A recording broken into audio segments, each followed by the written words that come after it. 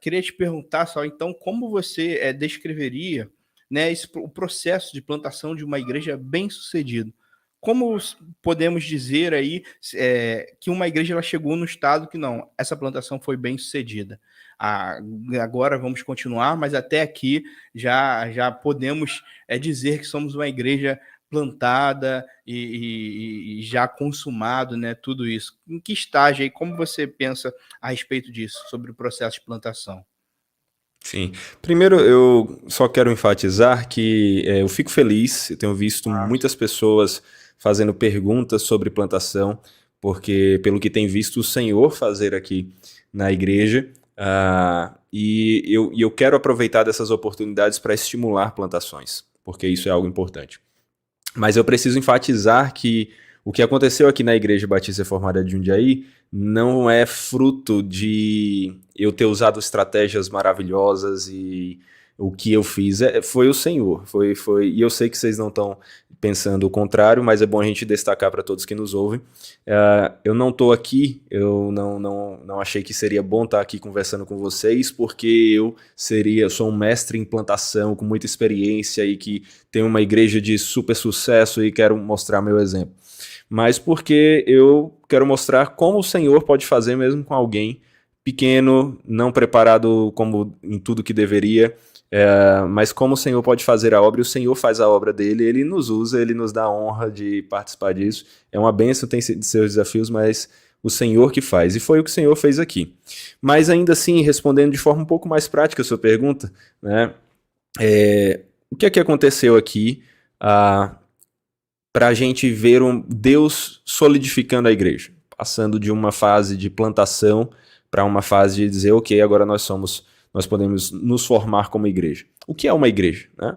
Uma igreja é um grupo de cristãos que se reúnem com regularidade, onde eles têm um compromisso entre si de prestar contas uns aos outros, servir e cuidar uns dos outros. Então esses cristãos estão ali reunidos em volta da pregação do evangelho, da pregação da palavra, louvor ao Senhor, a comunhão, e onde entrou na fase de igreja, vai ter também a palavra vista, né, ali os sacramentos sendo presentes nos cultos.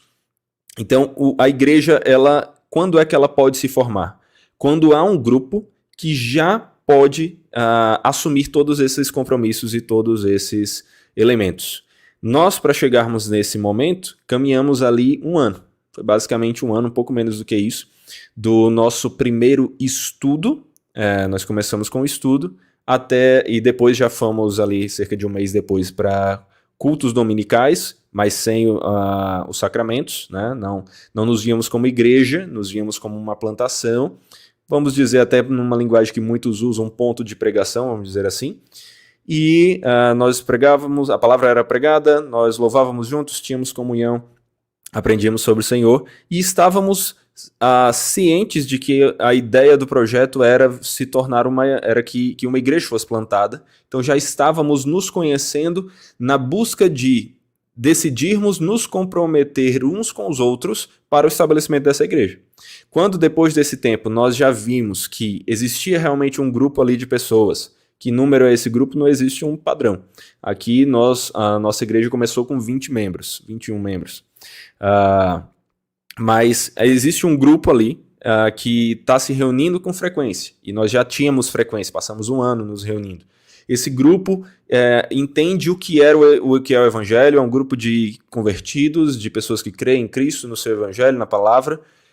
Esse grupo é formado por pessoas que querem se comprometer de cuidar umas das outras, prestar contas umas às outras e participar dos sacramentos juntos, viver o que a palavra nos ensina juntos. É estabelecida então uma liderança que no nosso meio. Isso aí vai envolver também uma mudança de formação de igreja a partir de denominações, mas no meio batista, reformado aqui, é estabelecido então quem vai ser a liderança da igreja.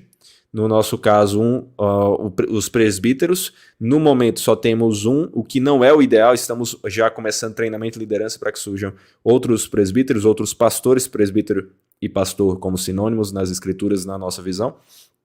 Então, estabeleceu a liderança e o grupo de cristãos está ciente desses compromissos, formou-se a igreja. Quando é então que uma igreja é estabelecida com sucesso? Quando as pessoas tanto creem que isso é o ser igreja, como eles vivem isso como igreja.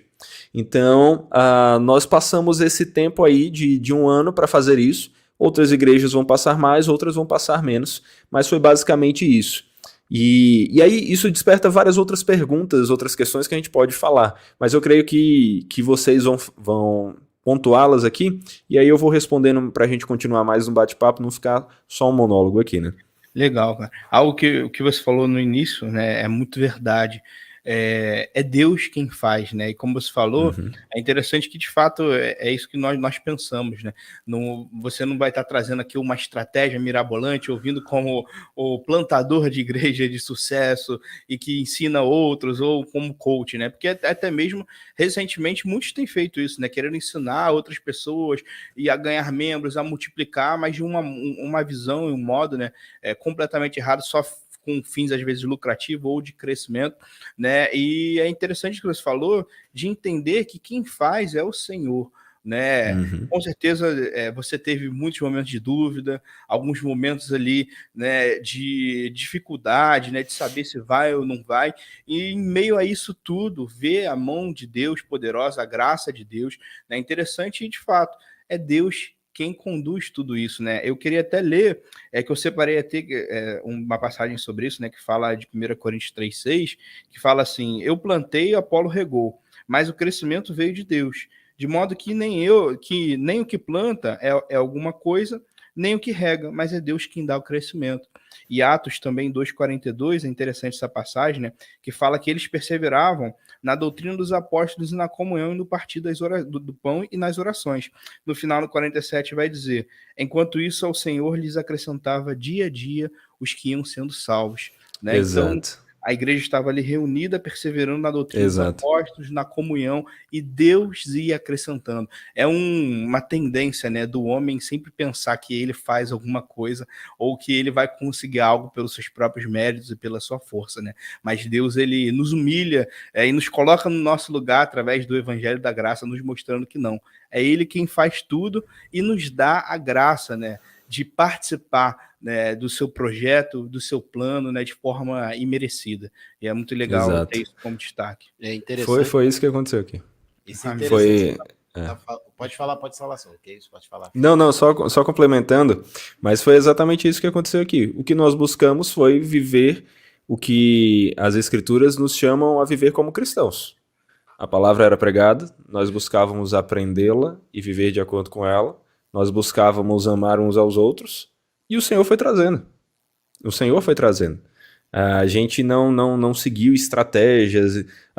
Uma única coisa que eu poderia dizer assim que eu vi que fez diferença e que o Senhor tem usado extremamente nos últimos anos para isso foi a internet, né? Mas não foi por tipo, vamos agora fazer propagandas sobre a igreja aqui, um marketing para atrair pessoas. O que nós fazíamos era divulgar o que estávamos fazendo. E as pessoas viam, então se interessavam e então buscavam e chegavam. E isso tem sido assim até hoje. Nós continuamos vivendo o evangelho, divulgamos pelas redes o que fazemos, as pessoas descobrem, veem que é isso que elas querem e veem que elas estão buscando para viver o evangelho e vêm para cá e a gente tem crescido dessa forma, crescendo saudável. A gente luta muito. Isso é uma questão, a gente luta muito para crescer saudável. A gente não quer inchar, a gente não quer várias pessoas, a gente quer pessoas comprometidas com o evangelho uns com os outros. Isso é muito importante, né? Essa sua preocupação, ela é fundamental nesse processo de implantação, né? Porque quando você fala já de revitalização, já é outra coisa, mas quando você fala de plantação, tá tudo zero, né? Tá tudo começando num padrão já estipulado por alguém, no caso, né? O Senhor estipula tudo, mas alguém na liderança, né, que foi colocado ali, o Senhor colocou ali, ele vai fazer com que isso continue, né? Então é um processo que interessante, né? Que você, como pastor dessa igreja, Saul, vai no processo do tempo, né? Mantendo isso e fazendo com que isso se torne um legado, né? Da igreja. Sim. Porque Paulo, ele nunca falou para Timóteo que ao plantar as igrejas, né, ele ia ficar para sempre liderando aquelas igrejas, que sempre seria somente Paulo que estaria ali ensinando, né? Eu creio que o apóstolo Paulo, ele sempre teve a visão de plantar, ensinar e delegar e outro projeto, vai para outro projeto. E assim foi nos projetos que o apóstolo Paulo foi plantando. Ele nunca se colocou como o dono e o único da igreja, né? A total doutrina, né? Ele explicava, lançava a doutrina de Cristo, mas queria que aqueles que estavam ao seu redor, junto com ele, estivesse tocando, né, esse trabalho em momentos posteriores, na mesma visão que ele, mas que a visão dele era a visão de Cristo, era a visão das Escrituras. Então, manter a igreja saudável, né, é uma oração diária, né, porque você não é eterno e outras pessoas, né, uma vez que essa igreja toma um corpo maior ainda, né, o desejo de qualquer pastor é que a igreja continue sendo saudável até na ausência dele, né? Então, Com isso é certeza. uma oração que acredito eu que você já deve estar fazendo, porque é um processo para hoje, mas amanhã a igreja pode se tornar ainda maior e Sim, você, né, precisar de outros irmãos que Deus tem que colocar com a mesma visão, essa mesma paixão e amor pelo evangelho que o irmão tem, porque começou com você, mas não vai terminar de repente, ou não vai ser dado continuidade para anos e anos só com você, né? sim. Então, essa A que eu acho que é a igreja, oração, né? exato, a igreja tem que ser muito maior do que o seu pastor. É Né? Ela verdade. é maior do que o seu pastor e o pastor tem que enxergar assim, e os membros têm que enxergar assim, todos têm que estar cientes disso. É Então, verdade. eu comecei esse projeto, é algo assim que, para mim, é uma honra. Vocês usaram em algum momento aí a palavra legado. Eu acho que é uma coisa assim que se eu morresse hoje, eu já veria que eu tive a alegria de ser usado pelo Senhor para fazer coisas muito úteis para o reino, né? Minha família, essa igreja, porque o que eu quero é que ela continue e ela continue sem mim, comigo, enquanto eu puder participar. Ótimo, mas que quando eu não puder também ela não dependa de mim, né? Então esse é o objetivo, é treinar a liderança para que outras pessoas já estejam comigo o mais breve possível nessa liderança. Já sinto falta agora, nem precisa a igreja crescer mais para isso, já seria bom ter outras pessoas liderando comigo e nós estamos tentando dar os passos para que isso aconteça. Mas pensando em anos à frente, com certeza. E se o Senhor quiser que me usar depois para ir para outro local, plantar, glória a Ele, que as coisas caminhem. Mas isso é importantíssimo de destacar. A igreja não pode ser dependente ou do tamanho do pastor, né?